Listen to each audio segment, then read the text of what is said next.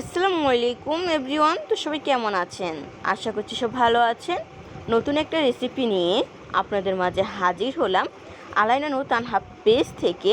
আজকের রেসিপি হচ্ছে রুই মাছ দিয়ে পটল আলুর ঝোল।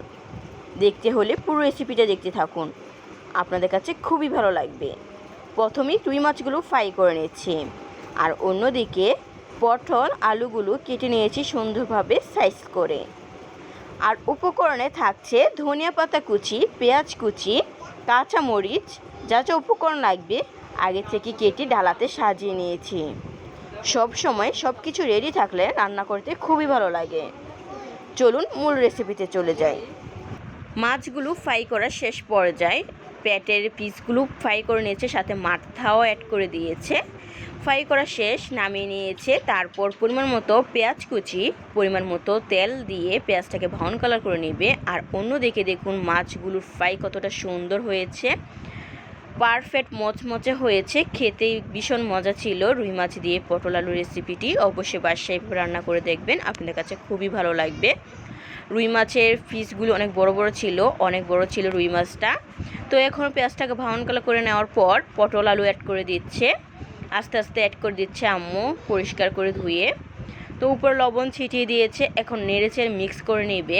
দেখতেটা যতটা লোভনীয় লাগে, খেতে ভীষণ মজা হয়। অবশ্যই বাসায় রান্না করে দেখবেন, আপনাদের কাছে খুবই ভালো লাগবে। তো কষানো শেষ পর্যায়ে কষিয়ে নিয়েছে কতক্ষণ, 10 মিনিটের মতো ডাকনা উঠিয়ে নেড়েচেড়ে কষিয়ে নিয়েছে। তারপর পরিমাণ মতো হলুদের গুঁড়া, পরিমাণ মতো মরিচের গুঁড়া দিয়ে আবারও কষিয়ে নেবে কতক্ষণ। কষিয়ে এলে তারপর উপরে মাছগুলো অ্যাড করে দিতে হবে। মাছগুলো দিয়ে এখন পরিমাণ মতো ঝোল দিয়ে দিবে।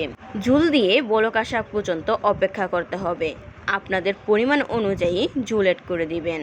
তারপর কাঁচামরিচগুলো অ্যাড করে দিয়েছে, দিয়ে বলক আসার পর ধনিয়া পাতা কুচি দিয়ে নামিয়ে নেবে। দেখুন দেখতে কতটা লোভনীয় হয়েছে, খেতে ভীষণ মজা ছিল।